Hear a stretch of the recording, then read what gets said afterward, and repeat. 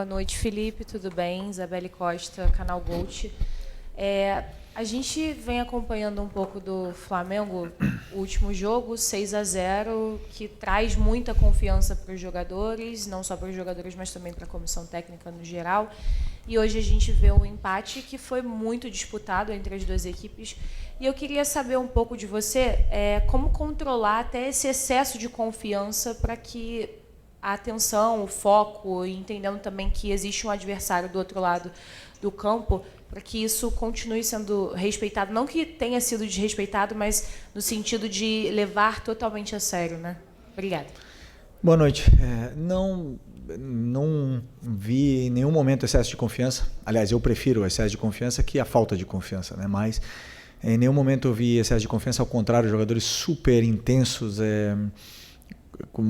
querendo vencer em todo momento, acelerando as jogadas, tentando fazer um jogo para frente, vertical e até pecando em excesso por isso, muitas das vezes, principalmente no primeiro tempo, mas fizemos um jogo onde tivemos o domínio total, o domínio das chances, tivemos a bola, colocamos o adversário onde a gente queria que ele tivesse, mas o adversário que está muito bem treinado, muito bem organizado. A gente vê que tem muitas coisas muito bem trabalhadas na fase defensiva do Vasco. Não é fácil de entrar, não foi fácil no Carioca em nenhum dos jogos e não ia ser fácil hoje, mas nós fizemos muitas chances e o goleiro dele sai como o melhor em campo. Portanto, esses dias acontecem, a gente tem que esquecer, deixar o resultado e olhar realmente o que foi feito.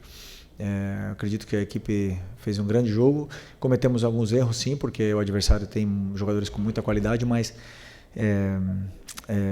como eu falei, para mim, na minha opinião, fizemos um jogo onde merecíamos mais. Felipe, aqui, Thiago Lima do GE. Eu queria te perguntar qual sensação você sai desse jogo, um jogo onde o goleiro adversário sai com o melhor em campo, e no segundo tempo, com a dificuldade de entrar na área do Vasco, você não chegou a pensar em colocar o Luiz Araújo por conta da finalização, a boa finalização que ele tem de fora da área? Obrigado. Desculpa, no começo você falou o que a pergunta? Do empate? Bom, claro que a gente esperava vencer um jogo. Entramos em todos os jogos para vencer, mas sabemos que o clássico nunca é fácil. Tem esse componente mental, né, e esse componente da torcida que mexe muito. E fica esse jogo muito mais agressivo, muito mais intenso que os outros jogos. Então uma sensação sempre quando a gente não vence é uma sensação ruim, porque o Flamengo entra no campo para vencer todos os jogos. E da minha parte, principalmente, queria ter vencido, né? Mas e o outro foi do Luiz Araújo. Do Luiz Araújo, pois eu optei pelo Plata jogar uns minutos de 9 no lugar do Bruno. Aí depois, com a entrada do Pedro, eu passei o Plata para a posição natural dele e naquele momento que o time, eu fiquei com uma troca ainda para o final, mas eu entendi que o Alan ia me dar mais ritmo e velocidade de circulação e mais também estabilidade na hora da perda da bola, né? Então na transição defensiva ele ia controlar melhor, entrava fresco, o Nico já vinha baixando um pouco o ritmo e optei por essa troca. Mas a troca do Luiz era uma troca que eu tinha pensado no lugar do Arrasca, principalmente por isso, mas na hora que eu senti que o jogo podia sair das nossas mãos, eu optei pelo Alan para retomar o controle e tentar empurrar o Vasco para a área deles. Assim conseguimos, tivemos mais 2 chances aí no final, mas infelizmente o goleiro deles, Léo Jardim, fez grandes defesas. Felipe, boa noite. Boa noite. Você mesmo acabou de mencionar que o Flamengo até criou mais que o Vasco, apesar do goleiro Agostinho Rossi também ter sido testado pelo ataque adversário. Mas, mais uma vez, né, o Flamengo tendo dificuldade para conseguir ser eficiente, né, conseguir converter as oportunidades em gol. Até que ponto, na sua opinião, foi mais mérito também do goleiro adversário, que hoje esteve numa noite exuberante, ou pecado dos jogadores do Flamengo em não conseguirem aproveitar as oportunidades que foram criadas? Bom, eu acho que tem mérito das duas partes, tanto do goleiro deles como do treinador deles, que trabalha muito bem essa fase defensiva. Mas assim, nós chegamos no primeiro tempo, principalmente com bastante facilidade na área do Vasco, principalmente pelo lado do Michael. E na hora do último passe, da última finalização, da hora do jogador ser determinante, a gente não estava fino. Hoje, infelizmente, não tivemos. E outra, também não finalizamos menos jogadas com tempo, né? Porque o Vasco, como eu falei, defende bem, os zagueiros leem bem a jogada, cobrem bem a profundidade. Portanto, tivemos menos tempo para finalizar. Isso é mérito do Vasco. Mas os mecanismos estavam aí, toda a estrutura montada para os jogadores chegarem e criarem as chances. Depois, isso acontece no futebol. Não foi a primeira, não vai ser a última que vai acontecer. Sempre é mais fácil jogar em contra-ataque, com mais espaço. Quando o time todo se fecha atrás, é mais difícil, porque são mais pernas, mais gente para entrar. E esses jogos aí acontecem. Oi, Felipe. Sérgio Lobo. Eu vou insistir um pouquinho nesse tema que você respondeu agora. Você já falou do Léo Jardim, ok, fez um grande jogo. Vasco clássico, ok, é clássico. Mas você considera que alguns jogadores que são fundamentais do teu time, e aí assim, você já falou do Michael, mas o Gerson, Arrascaeta, enfim, a gente já cansou de elogiá-los aqui também. Faltou um pouquinho o brilho deles hoje, faltou essa última bola ou a penúltima bola, faltou esse brilho. O próprio Bruno Henrique também, hoje ele teve poucas chances, leitura de jogo. Você considera que hoje, tecnicamente, esses jogadores não estavam, digamos, numa noite feliz? Não, eu não acredito nisso. Eu vi que com a bola os jogadores estavam bem, não estavam perdendo a bola, o Arrascaeta, o Gerson não estava perdendo a bola. Claro que depois, dentro da área, o Gerson teve 3 chances, né, no primeiro tempo. Uma de cabeça, uma de fora, um chute de fora, um passe atrás, e a outra agora que eu não estou lembrando. Mas ele teve algumas chances de fazer gol, mas a finalização não foi perfeita, né? Depois o Pedro teve chances, o Cebolinha teve chances. Mas eu não senti o time mal com bola, sabe? Eu não senti o time sem confiança. Não senti aqueles erros onde a bola escapava do pé. Eu senti um time com confiança, construindo as jogadas, mantendo a solidez, principalmente a organização para atacar e dando poucas transições, né, poucas possibilidades de contra-ataque para o Vasco, né? Claro que o Vasco tem jogadas preparadas e conseguiram sair algumas vezes e criar algum perigo, mas o time manteve a organização. Depois não senti eles abaixo nesse quesito, mas claro, brilharam, como você falou, brilharam, porque quando não faz gol, obviamente que não teve o brilho que precisa. Boa noite, Felipe. Boa noite. Aqui, Cidão Marinho da Litoral News. Queria que você fizesse uma análise do jogo do Bruno Henrique, em cima daquilo que você quis dele no campo, aquilo que ele se propôs a fazer. E em cima disso, já tem uma resposta do pessoal da fisiologia e tal, para a volta do Pedro por mais tempo. Lembro que lá em Belém, na Supercopa, você falou que é o melhor 9 do Brasil, que a partir do retorno dele, jogaria a favor do Pedro para o Pedro. Queria que você fizesse uma análise do Bruno e também respondesse a questão do Pedro. Obrigado. Bom, o Bruno fez tudo o que eu pedi, ficou posicionado onde eu pedi, atacou o espaço quando tinha que atacar. E nós geramos mais jogo, na verdade, pelo lado direito do Vasco, né? E aí ele sempre preencheu a área e não acabou tendo a chance, né? Algumas vezes o Wesley mesmo chegou também na linha de fundo e a bola não chegou até ele. Mas ele estava sempre onde eu pedi para ele estar, fez os movimentos que eu pedi para ele fazer. Portanto, quando um jogador faz tudo que o treinador pede para mim, independente de que tenha feito gol, o resultado acontecesse ou não, não importa. Eu gostei do jogo do Bruno. E sobre o Pedro, sempre que o melhor, o jogador determinante, o artilheiro, sei lá, a estrela do time está presente, o treinador ele tem que fazer o time girar em torno a isso, né? O Pedro tem um perfil diferente do Juninho, um perfil diferente do Bruno e do Plata. Então, minha função é adaptar esse estilo dele, fazer outros mecanismos para que ele não precise fazer os mesmos movimentos que o Bruno ou que o Juninho, e que os outros jogadores façam para dar mais tempo para ele, para a gente poder explorar o que ele tem de melhor. A partir do momento que ele esteja no nível do jeito que ele estava antes de machucar, obviamente que o time vai jogar para ele, né? Então é um processo, agora são 7 meses sem jogar, acho que foi o terceiro jogo que ele acabou de entrar, hoje entrou também acho que 30 minutos. É bom que ele vá somando minutos, vá se adaptando à equipe, se adaptando ao modelo e depois, não tenho dúvida que conforme forem passando os minutos, ele nos vai entregar muito. Felipe, boa noite. Boa noite. Laje do Alfovo da Flamengo TV. Em 2021, você como jogador estava lá jogando contra a LDU, né? Flamengo venceu por 3-2. É um tema batido, mas necessário. A questão da altitude, né? Vai ser, se eu não me engano, a sua primeira experiência como técnico comandando um time na altitude, né? Com esse contratempo. Queria que você falasse para a torcida o que ela pode esperar do seu Flamengo nesse jogo-chave da Libertadores. Bom, eu não sou muito de dar recados para a torcida, né? Eu gosto de que o time fale dentro do campo, vocês já me conhecem bem. Mas assim, nunca é fácil jogar na altitude, sempre é difícil pressionar alto, porque os jogadores eles perdem o fôlego rápido e não recuperam. O problema da altitude é que você não recupera do esforço explosivo que você fez. Então, se o lateral sobe para atacar, ele não consegue voltar, né? Como aqui no nível do mar. Então, o jogador tem que dosar melhor o esforço para poder performar, né? Então, assim, vamos tentar fazer um jogo muito sólido a nível da fase defensiva e depois tentar controlar o jogo com a bola o máximo possível para tentar conquistar, fazer um grande jogo para poder vencer, que precisamos muito dessa vitória. Felipe, Isaac Andrade, do Flavoz.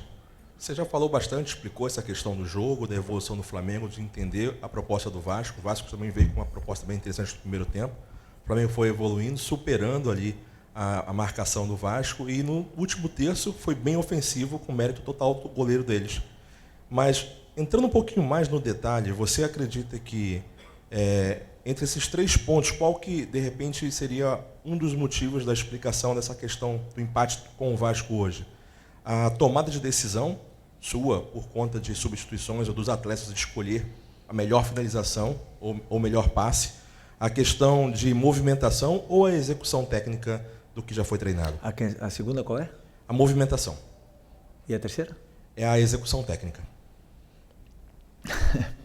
Pois se o Gerson faz o gol, se o Pedro faz o último gol, a gente não estaria falando dessa mesma maneira, né? Mas sempre que acontece alguma coisa de errado, eu fico com o número 1 treinador. Poderia ter feito mais. Felipe, ¿qué tal? Buenas noches. Te quería preguntar por Jorge de Arrascaeta. En los últimos partidos ha comenzado jugando por delante de los volantes, pero a la hora de recibir siempre se mueve hacia la izquierda o muchas veces cerca de la referencia de área. ¿Es una libertad que le das tú? ¿Está trabajado? Cuéntame un poquito acerca de esa situación. Não, posso falar em português? Ou em espanhol? Não, se bem que para ti é melhor em espanhol. Português? Então, não, foi plano de jogo mesmo. Foi sobre o que a gente estudou e acreditava que poderia causar dificuldades para o adversário defender esse movimento dele. Então, o Arrasca é um jogador que obedece muito taticamente, é muito inteligente na ocupação dos espaços, identifica muito bem os espaços, gera muita vantagem, vantagem tática, mas também a vantagem qualitativa que ele possui e nos dá muito. Então, assim, o importante é que ele está sendo muito decisivo para a gente, nos está gerando muito jogo, mas esse pedido foi meu. Felipe, boa noite. Alana Fonseca, da Mosaico. Então, eu queria saber se você tem alguma notícia sobre Ayrton Lucas, se aconteceu alguma coisa, se amanhã você vai conseguir responder melhor. E também sobre Varela, nos momentos que ele estava fazendo o corredor. Sobre o Varela, você falou? Ok. Ok. Não, o Ayrton parece que foi cãibra, né? Um jogador que vinha há bastante tempo sem ter uma sequência, voltou a ter uma sequência agora, então sentiu câimbras, normal, e mais ainda num clássico onde tem o componente emocional em todos eles, e isso joga contra, né? Porque o jogador ele fica pensando no jogo muito tempo, não só ele, senão vários jogadores, acontece isso. Mas fez um bom jogo, foi foi muito sólido em todos os aspectos e infelizmente teve que sair. O Varela é um jogador extremamente confiável, sempre que entra dá conta do recado, joga bem na direita, joga bem na esquerda. Praticamente em todos os jogos que ele jogou, ele foi um dos melhores em campo comigo, sempre. Então assim, eu já falei em outras vezes, é muito difícil e até me sinto injusto com ele, porque não é nada fácil deixar ele fora. Essas decisões eu tenho que tomar, mas ele é o tipo de jogador que todo treinador gosta de ter, porque sempre coloca a equipe em primeiro lugar. Então estou encantado com ele. Felipe, Ian Arrepia, Faz Andar e Sintonia Esportiva. Ano passado você deu algumas declarações falando também sobre uma equipe vencedora dominar pelo menos 2 sistemas de jogo. E você foi muito questionado sobre isso, principalmente quando o Flamengo usava 3 zagueiros, que aconteceu por algumas vezes. Hoje o Flamengo joga num 4-4-2 com o Gerson pela direita como um meia, né, e não como um ponta, você sempre destaca isso. Hoje você alterou a formação depois colocando o Plata pela direita e o Pedro como centroavante quando ele entrou. E aí eu queria te perguntar se essa formação com 3 zagueiros pode voltar a aparecer, principalmente com essa volta do Danilo, que hoje ficou como opção, mas o Flamengo de repente jogar com o Léo Ortiz, Léo Pereira e Danilo, ou com a volta do Alexandro, também fazer esse zagueiro pela esquerda, e se a torcida pode esperar ver de novo esse sistema com 3 zagueiros. Sim, eu penso isso com toda a minha convicção do mundo. Eu penso que um time que briga por título tem que saber dominar 2 sistemas. A gente joga no 4-4-2, mas muitas das vezes a gente se transforma no 3-4-3. Então, já dentro do próprio jogo essa dinâmica existe e esses mecanismos de compensação desse sistema, eles existem, né? E os jogadores entendem muito bem esse sistema. Do próprio jogo de hoje aconteceram várias situações onde estávamos no 3-4-3 e o time criou essa vantagem posicional que queríamos. Com certeza é uma possibilidade que eu contemplo, usar os 3 zagueiros, Léo e Danilo, como também a possibilidade de usar em algum dos momentos algum lateral como zagueiro, ou tanto o Varela como o Alex, como o próprio Ayrton, e para fazer essa função e poder adaptar ela, né, depende do que o jogo pede. Então eu sempre olho bastante o adversário e faço o meu plano de jogo em função dele. E vão ter vezes que vão ser 3-4-3, 3-5-2, 4-4-2 e o importante é que os jogadores dominam bem esse sistema. Felipe, boa noite. Boa noite. Feliz Páscoa para você. Igualmente. Queria te fazer uma pergunta sobre esse tempo que você vai ter depois do jogo contra a LDU, se era o tempo que vocês precisavam, né?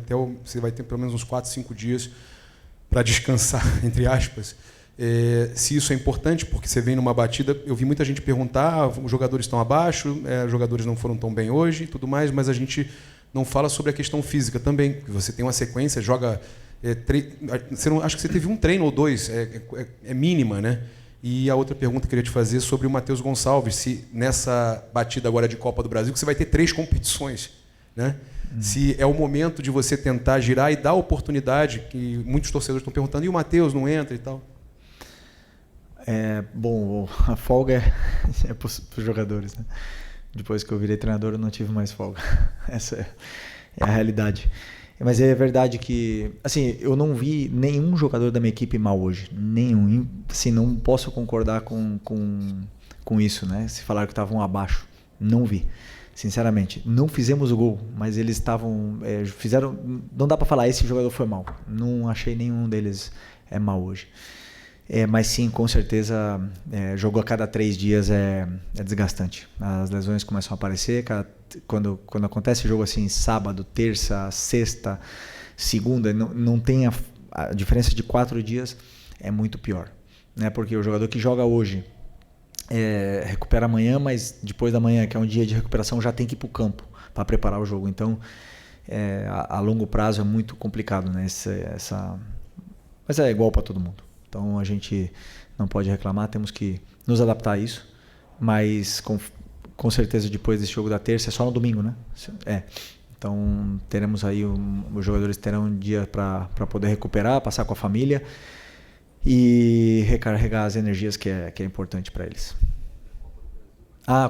Desculpa, do Matheus Gonçalves, claro, com certeza é um jogador que eu conto com ele, nos últimos jogos não vem tendo minutos, mas é um jogador que tem um perfil bem diferente dos outros jogadores que estão entrando, né? E como a gente está jogando com o meia, como o teu companheiro bem citou, que é o Gerson por dentro, tem o Plata, tem o Luiz Araújo que jogam aí também, e a concorrência é com eles, e nesse momento, primeiro que eu não estou achando o momento para colocá-lo, né, nessa mesma função que eles, pela concorrência que existe, e segundo porque eu vejo o Matheus também, talvez melhor versão dele fosse aberto, né, na ponta direita, e nesse momento estamos jogando sem o ponta aberto, porque o Wesley ocupa esse corredor, mas em algum momento com certeza eu posso utilizá-lo aí, e eu sei que ele tem muita qualidade, que pode render muito para a gente ainda. Felipe, Raíza Simplício da Go Brasil e da revista Placar. Você falou sobre o jogo de hoje, que na tua opinião ninguém foi mal, que todo mundo fez o que você pediu e tal. Mas nos últimos jogos, e você conhece a torcida do Flamengo, sabe como é, tem uma galerinha pegando no pé do Michael, dizendo que ele tem pecado bastante na tomada de decisão. Eu queria que você falasse um pouco sobre isso, como é que você vê essa situação e como é que faz, né, para o jogador, no meio de uma temporada, evoluir assim, nesse quesito ou ajustar essas coisas. Bom, primeiro, o que a torcida pede e que o próprio Zico fala, né, que é raça. Isso é o que todo mundo pede. Quando não dá na bola, vai na raça. E o Michael faz isso mais do que ninguém. A entrega, o esforço que ele faz pela equipe, ninguém. Ele é assim, ele bota o corpo dele na disposição da equipe, ele corre para todo mundo. E isso a torcida valoriza, né? Depois, o refino com a bola, vão ter dias melhores, vão ter dias que o jogador não vai estar tão fino, não vai estar com tanta confiança. Mas hoje, por exemplo, que era onde a gente mais criou perigos, verdade, talvez faltou o último passe, mas ele também fez o cruzamento para o Gerson, ele deu o passe para o Bruno, vários passes para o Arrasca, ele gerou uma vantagem para a equipe, fez a equipe jogar melhor. Eu acredito que o lateral do Vasco sofreu bastante para defender ele e faltou o último passe, sempre podemos reclamar ou, como você mesmo falou, evoluir em alguma coisa, né? Então, como fazemos isso? No meio da temporada, eu tenho também a plena convicção que não só os jogadores, senão todos nós estamos em constante evolução, aprendendo todos os dias. Eu aprendo de todas as coisas, do jogo de hoje aprendi coisas e vou aprender mais quando eu estudar o jogo de hoje. E a gente evolui todos os dias. E o Michael é um cara que gosta de treinar, que gosta de ficar depois do treino finalizando, fazendo algum complemento a mais para poder evoluir. E isso vai ser até o último dia de carreira dele. Então, esse é o único caminho que nós temos, erro, correção e evolução. Esse é o caminho que temos para a evolução. Boa noite, Felipe. Léo José do Coluna do Fla. Nesse primeiro semestre, a gente tem uma sequência muito grande de mistura de jogos, né? Brasileirão, Libertadores, Copa do Brasil, Brasileirão, Libertadores. E agora, nessa sequência, foram 3 rodadas de Campeonato Brasileiro.